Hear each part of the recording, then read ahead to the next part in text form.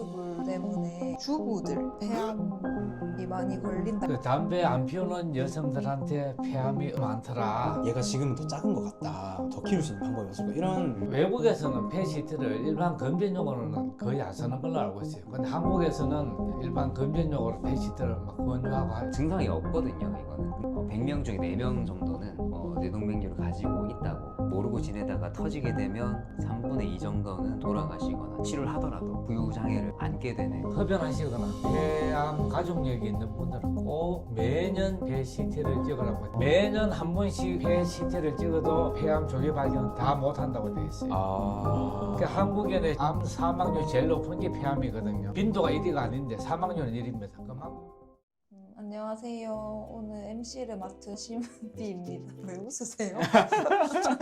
안녕하세요. 수성한미병원에서 근무하고 있는 오늘 MC를 맡은 심은비라고 합니다. 예. 죄송해요. 편집해주세요.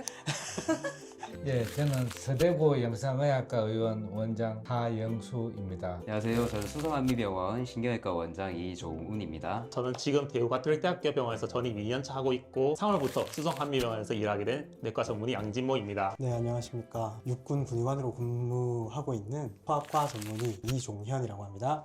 오늘은 이제 건강검진이 실제로 돈값을 하는지를 주제로 얘기 나눠보는 시간 가질 건데요. 주부들 폐암이 많이 걸린다 이런 말 제가 들었거든요. 네. 그게 가스불 때문에 요리사 분들이나 폐암에 많이 걸린다 이런 말을 들었거든요. 뭐 주방 일하시는 분, 가스 많이 마시는 분, 말씀하신 대로 연기를 많이 마시는 분들은 해당된다고 볼 수 있죠. 아직까지 그거에 대한 지침이 나온 건 없습니다.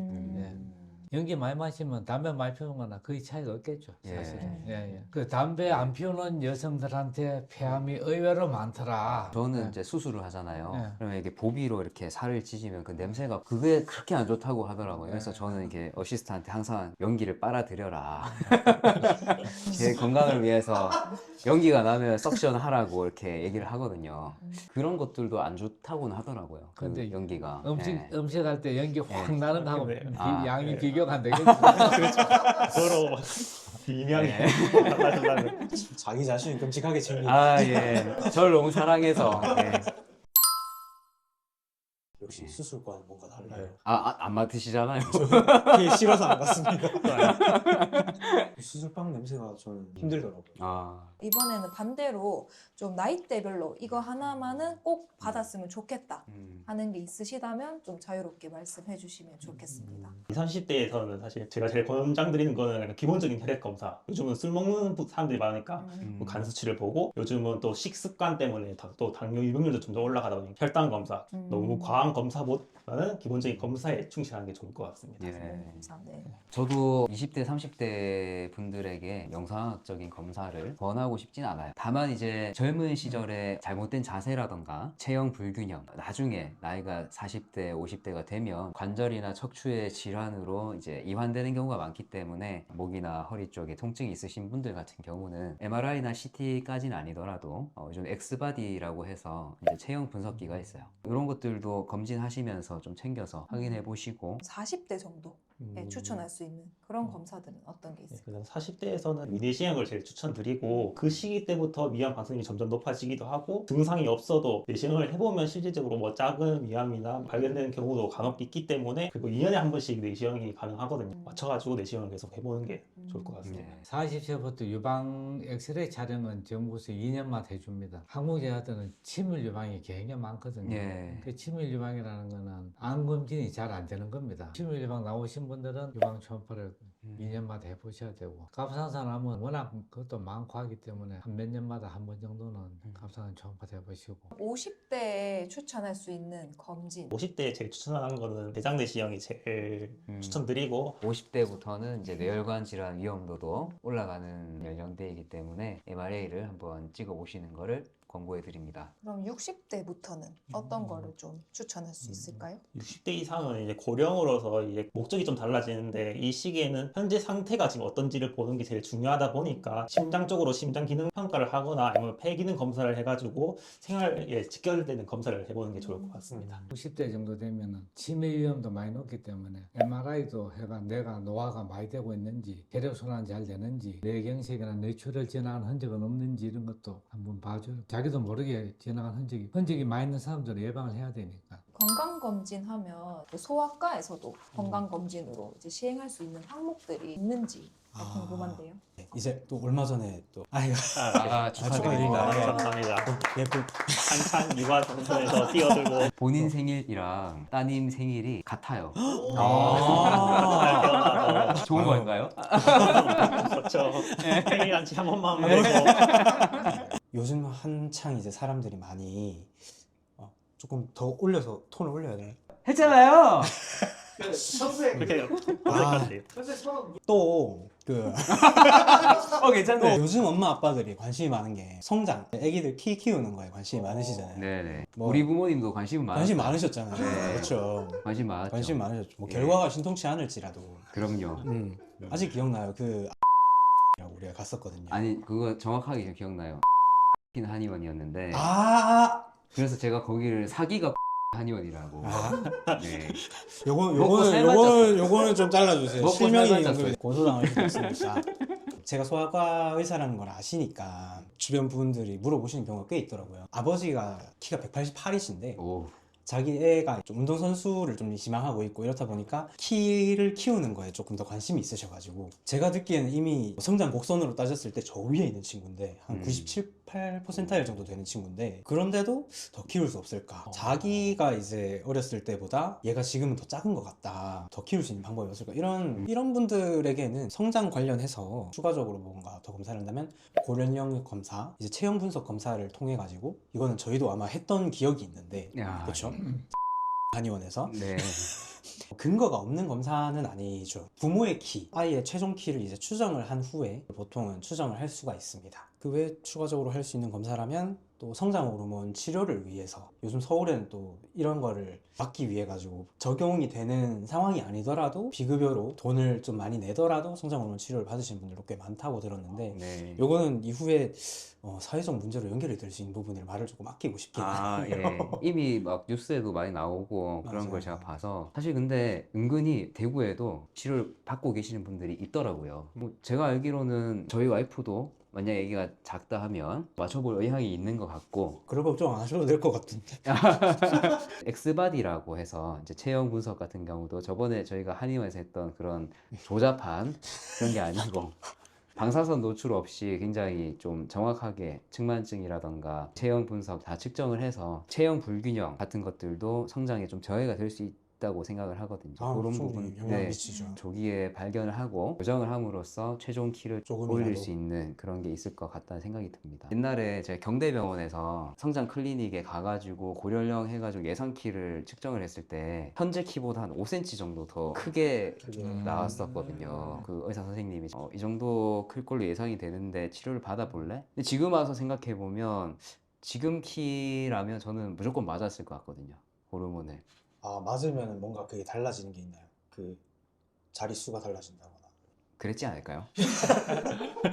네. 그래서 성장 네. 호르몬 주사 맞으면 대부분 5cm 이상은 더 크는 걸로 그렇게 알고 있거든요. 5cm. 주요. 저는 이제 수련 받을 때 이제 진짜 병이 있어서 작은 경우에만 성장 호르몬 치료가 효과가 있다. 그렇게 알고 있고 보호자분들께 설명을 드릴 때도 병적인 뭔가 문제가 있는 게 아니라면 맞아도 그렇게까지 다이나믹한 효과를 기대하기는 어렵다. 말씀을 드리는 편이기는 합니다. 네. 근데 항상 이제 네. 그러면서도 생각은 하죠. 그래도 맞으면 조금 더 크지 않을까? 우리의 결과를 봤을 때 좀 그런 생각이 한 번씩 들어요. 요거는 사진 영상을 담아야 될 것 같은데. 그 반에서 한 세 번째 네 번째 하더나 네, 네, 네. 9번째 10번째 이렇게 가고 하더라고요. 정말 크네요. 예. 그게 자존심의 문제거든요. 네. 한이 많이 맺히셨나 봐요. 그럼요. 진모는 모를 겁니다 아마. 결국 모두가 성장 호르몬을 맞는다면 결국 똑같지 않을까요? 다 굉장히 똑같이 상대적인 행복이다. 네. 네, 말씀 들어보니까 제가 만약에 자녀를 가지게 된다면 꼭 성장 호르몬 맞아야겠다 생각이. 그렇게까지 상당히 고가입니다. 네. 예. 근데 그래도 키가 클 수 있다면 맞아요. 네, 키가 클수 부모의 있다면. 마음으로 키가 요즘 중요하니까요. 중요하죠. 중요한데 저는 이제 아이에게 이제 포기하는 법을 좀 가르치지 않을까. 벌써 어릴 때부터요? 지금이 애가 없으니까 이제 이렇게 편집 부탁드립니다. 성장판 MRI가 소아과 선생님으로서 정말 허황된 검사인지 어느 정도의 임상적인 의미는 있는 건지 기존의 성장 검사를 할 때는 엑스레이 촬영을 해서 봤다면 MRI가 당연히 엑스레이보다는 좀 더 정확할 수밖에 없겠죠. 성장 호르몬 치료를 하고 있는 경우에도 네. 전과 후를 비교해서 치료 반응을 볼 수 있다라는 논문도 제가 본 것 같은데요. 최근 논문이죠. 예, 전문의로서 한번 견해를 한번 밝혀주실 수 있나요? 제가 지금 군대에 있다 보니까 아, 이런 부분, 이런 최신지견에 대해서 오히려 제가 더 아. 어둡다고 할 수 있는데, 하지만 아까 말씀해주신 그런 추적 관찰의 영역에서 엑스레이보다 MRI가 훨씬 효과가 있을 것 같다는 생각은 듭니다. 국가가 검진을 받으라고 세금을 써가면서까지 이렇게 중요성을 강조하는 이유, 그런 게 좀 궁금하거든요. 국가가 건강검진을 장려하고 국민들에게 받으라 하는 이유는 어떻게 보면 명확하죠. 비용의 문제예요. 제가 아까 말씀드린 그런 뇌출혈로 인해 가지고 병원에 오셨다 하면 고가의 검사, 그리고 고가의 수술, 중환자실에서 케어받는 그런 비용, 재활치료까지 엄청난 비용이 발생을 하거든요. 우리나라는 의료보험 제도가 되어 있기 때문에 이런 중증 환자들에 대해서 결국에는 국가 전체의 재원이 투입이 되는 거거든요. 비용적인 문제 말씀 많이 해주셨는데 특히 내과 쪽으로는 암이랑 연관이 많이 돼 있기 때문에 위암이나 대장암 같은 경우에는 많이 수술이 안 되게 되면 항암 치료 자체가 워낙 고가다 보니까 국가적인 재정이 이런 게 많이 소모가 될 수 있는데 위암이나 대장암 같은 경우에도 작거나 이게 침범 많지 않은 경우에는 요즘은 기술이 많이 발전해서 내시경적으로 결제술이 가능하거든요. 그럴 경우에는 뭐 따로 수술이나 항암도 필요 없고 주기적으로 검사를 하면서 완치 판정을 받을 수 있기 때문에 국가적으로 봐서도 절감 효과가 있을 수 있고 실제로도 이게 건강검진이 본격적으로 시작되고 조기암 발견률이 이전보다는 많이 높아진 상태입니다. 국가검진은 아주 기본적인 것만 하는 거니까 개인적인 경향이 있으신 분들은 따로 좀 추가를 하셔야 됩니다. 국가검진만으로 모든 검진이 다 되었다고 착각하시면 안 됩니다. 네.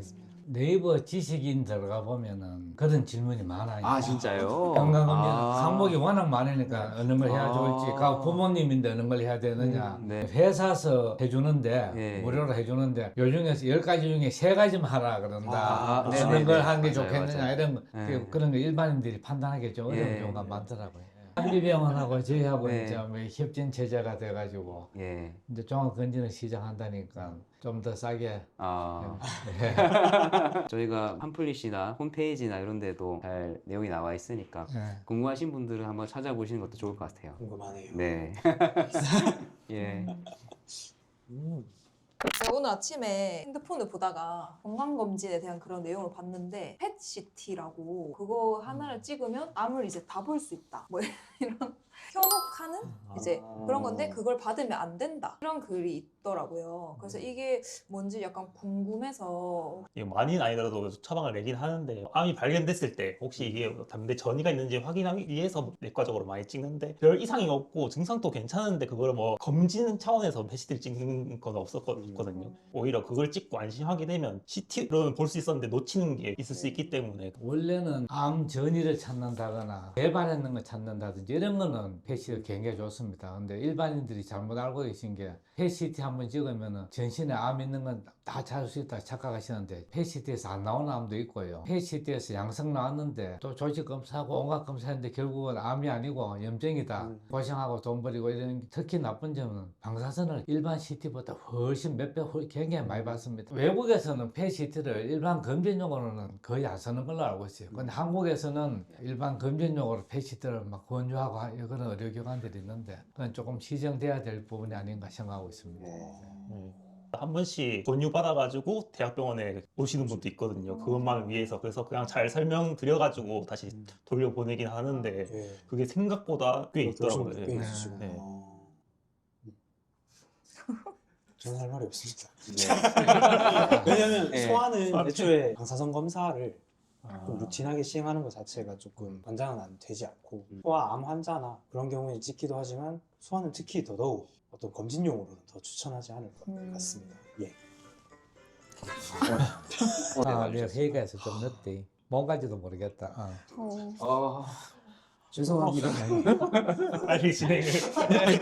일부 의료기관에서 복부 CT를 건강검진 목적으로 조영제를 녹화하면 환자들이 싫어하니까 조영제 없는 복부 CT 찍고 하는 거 있는데, 복부 CT는 조영제 없이 CT를 찍으면은 여러 가지 질환 놓칠 게 많아서 조영제 없이 복부 CT가 뭐 건강검진 하겠다 하면 별 큰 도움이 안 될 걸로 알고 있어요. 제가 사실 응급실에서는 그 콩팥이 안 좋고 하면 조영제를 쓰기가 좀 힘들기 때문에 조영제 없이 복부 CT를 찍을 때가 있는데 사실 얻을 수 있는 정보가 거의 없거든요. 결국은 찍으려면 또 조영제를 넣어서 다시 찍어야 되니까 이게 크게 효용성이 없는 거예요. 네. 복부가 굉장히 장기가 많고 복잡하잖아요. 응가도 많고 더 분간이 좀 어려운 것 같아요. 지금 길을 약간 잃어서. 예. 이럴 때 우리 MC 누님 눈치 보지 마시고 정말 내 돈 내산으로 가족들에게 추천할 수 있는 그런 건강검진 어떤 게 있는지 한번 오늘 말씀해 주시면 좋을 것 같습니다.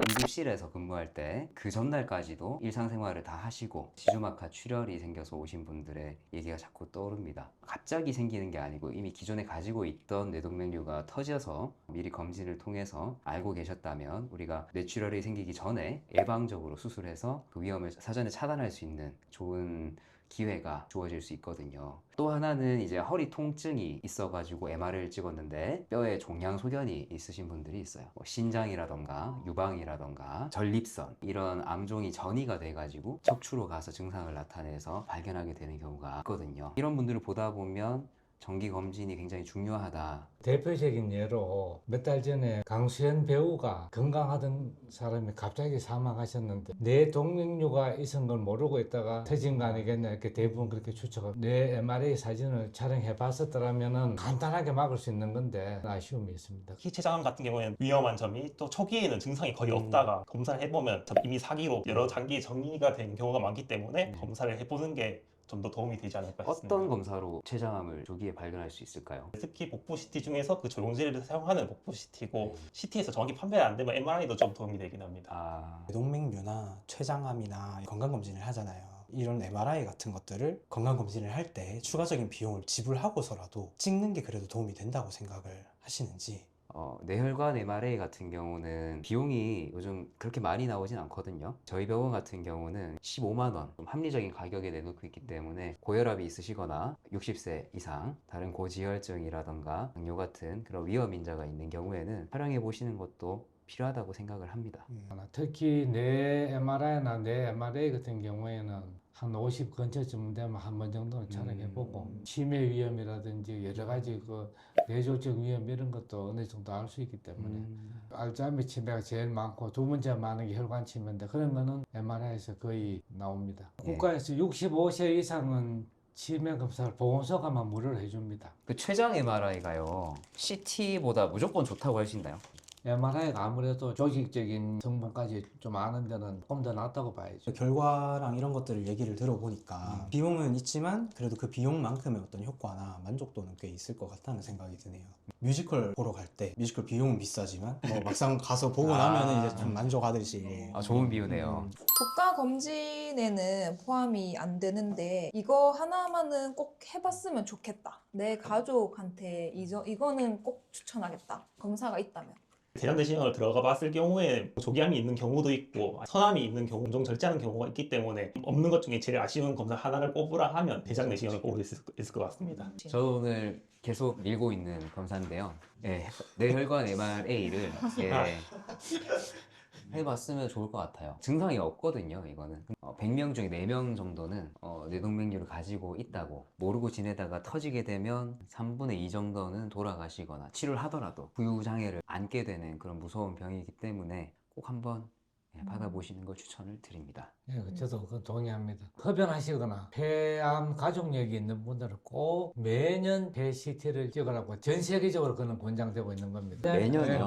매년 한 번씩 폐 CT를 찍어도 폐암 조기 발견은 다 못한다고 되어 있어요. 그러니까 한국인의 암 사망률 제일 높은 게 폐암이거든요. 빈도가 1위가 아닌데 사망률은 1위입니다. 그만큼 초기에 찾지 않으면 치료를 안 되는 건데 일반 엑스레이 촬영으로는 초기 진단이 잘 안 되기 때문에 담배를 피우지 혈관이거나 가족력 있는 분들은 반드시 매년 PET-CT를 찍는데 방사선 걱정이 되면은 저설량으로 찍는 방법이 있으니까 우연히 병원에 놀러 왔다가 네 담배 피우는 거 한번 찍어봐라 이렇게 찍어가지고 폐암 일기 찾아준 친구들도 있고 아, 복부 초음파도 한 1년이나 2년 한 번 정도 한 40이 넘으신 분들은 간, 썰개, 췌장 한 1, 2년 한 번 정도는 권장드립니다. MRI, MRA를 차이를 잘 모르시는 분들도 있더라고요. MRA는 MRI의 일종인데 혈관을 그냥 MRI 촬영 기법 중에서 움직이는 거는 다르게 보이게 하는 그런 기법으로 촬영을 하는 과정이 예, 그렇게 해서 지금 상당히 그래도 정밀하게 뇌혈관까지도 볼 수 있는 그런 검사니까 부담 없이 받으실 수 있고 권장을 좀 드리고 싶은 생각이 있습니다. 네. 오늘 좀 비교적 조용히 계셨던 청소. 네, 제어의 영역에서 말씀을 드리자면 소아는 이미 이제 국가에서 하게 해주는 그런 영유아 검진이 있기 때문에 충분히 그것만으로도 충분히 검진이 될 것 같고 그럼 오늘 이야기를 정리를 해보면 이제 생활 습관, 가족력, 나이 그런 것과 좀 맞는 죄송해요. 이런 것과 맞지 않는 그런 과한 검진은 돈값을 못한다 라는 결론을 내볼 수 있을 것 같고요. 나이에 맞고 가족력, 생활 습관 그런 걸 다 고려한 검진은 나의 인생을 바꿀 수 있다 이런 결론을 낼 수 있을 것 같습니다. 검진은 많이 받는 게 아니고 맞게 받는 거다 라는 점 명심해 주셨으면 좋겠고요. 오늘 영상 꼭 저장해 두셨다가 다음 건강검진 때 참고하시길 바랍니다. 두쫑클 뭐요?